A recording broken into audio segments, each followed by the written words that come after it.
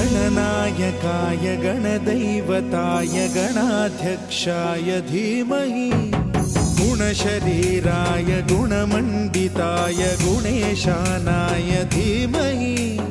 गुणातीताय गुणाधीशाय गुणप्रविष्टाय धीमहि एकदन्ताय वक्रतुण्डाय गौरीतनयाय धीमहि गजेशानाय भालचन्द्राय श्रीगणेशाय धीमहि